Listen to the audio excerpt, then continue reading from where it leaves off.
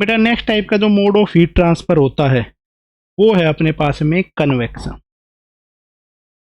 Second mode of heat transfer है वो है अपने पास में कन्वेक्शन।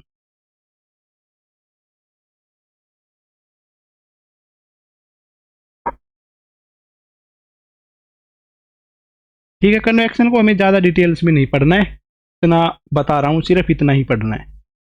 ठीक है, ये ज़्यादा बड़ा टॉपिक नहीं है, शॉर्ट ही टॉपिक है। Transfer of heat by mass motion of fluid from one region of space to another. ठीक है, हीट का ट्रांसफर हो जाना फ्लूइड में, जिसमें एक रीजन ऑफ स्पेस से दूसरे रीजन ऑफ स्पेस में हीट चली जाती है फ्लूइड के मोशन की वजह से, फ्लो करते हुए।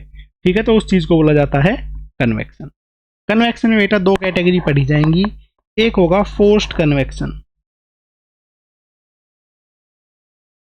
फोर्स्ड कन्वेक्शन का मतलब है जहां पे हमें एक्सटर्नल पंप या ब्लोवर की जरूरत हो, ठीक है, उसकी वजह से जो कन्वेक्शन हो पाए उसको बोलते हैं forced convection. External force like blower और पंप इज यूज्ड। इसमें ब्लोवर या पंप की जरूरत हो कन्वेक्शन करवाने के लिए। इस तरीके से यहाँ पे फायर लग रही है और बेटा यहाँ पे हमने एक फैन चलाया, इस फैन के चलने की वजह से अपनी जो एयर है वो आगे की डायरेक्शन में चली गई। ऐसे कन्वेक्शन को बोला जाएगा फोर्स्ड कन्वेक्शन। ठीक है, कि हमने एक्सटर्नल ब्लोवर की जरूरत पड़ी, एक्सटर्नल हमें पंखा लगाना पड़ा ताकि हीट इधर से लेकर इस डायरेक्शन में मूव कर पाई, इसको बोला गया है फोर्स्ड कन्वेक्शन। दूसरे टाइप का जो कन्वेक्शन होगा उसको बोलेंगे नेचुरल कन्वेक्शन। नेचुरल कन्वेक्शन या इसका दूसरा नाम होगा फ्री कन्वेक्शन। नेचुरल कन्वेक्शन या फिर फ्री कन्वेक्शन, जिसमें अपने पास में नेचुरली ही ये चीज हो रही हो। ठीक है, ये अपने पास में डेंसिटी के डिफरेंस की वजह से हो रहा होता है, ऐसे कन्वेक्शन को बोला जाएगा नेचुरल कन्वेक्शन या फिर free convection. This cause due to difference in density due to thermal expansion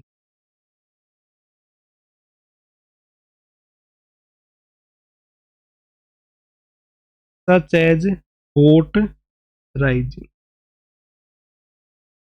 ऐसा होता है बेटा अपने पास में नेचुरल कन्वेक्शन या फिर फ्री कन्वेक्शन।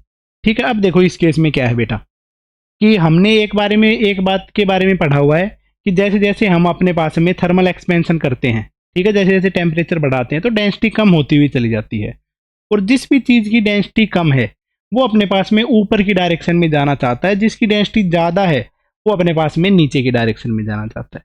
ठीक है, तो कोई मटेरियल अगर ऊपर की डायरेक्शन में जाना चाह रहा है, मतलब कि ऊपर की डायरेक्शन में जा रहा है, और ठीक है, और कोई जो डेंस मटेरियल है वो नीचे की डायरेक्शन में जा रहा है, तो ये ग्रेविटी इस चीज़ को कर पा रही है, यहाँ पे फ्री कन्वेक्शन हो पा रहा है। जैसे कि बेटा अपने पास में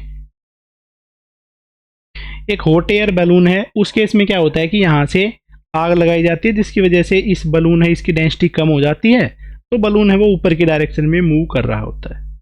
ठीक है, अब जो हीट है वो ऊपर की डायरेक्शन में चली गई है, ये नेचुरल कन्वेक्शन है क्योंकि हीट ऊपर जाती है उस वजह से।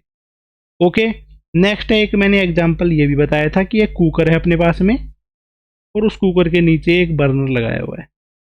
ठीक है, अब इस कुकर के अंदर में पानी भरा हुआ है, तो इसमें जो अपने पास में नीचे की तरफ जो पानी है, ठीक है, वो अपने पास में हीटअप हो जाता है, और नीचे की तरफ है पानी वो हीटअप हो जाएगा, तो हॉट मॉलिक्यूल से उनकी डेंसिटी कम है तो ऊपर चले जाएंगे, और जो कोल्ड मॉलिक्यूल ऊपर हैं वो नीचे की तरफ आ जाएंगे। तो इस प्रोसेस में पूरा का पूरा पानी गर्म हो रहा होता है।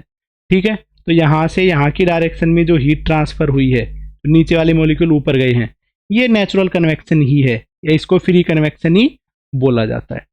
इसके अंदर में जो लॉजिक यूज हो रहा है, जो इसको करवाने में हेल्प करता है नेचुरल कन्वेक्शन में, वो है ग्रेविटी। तो gravity is must required for natural convection.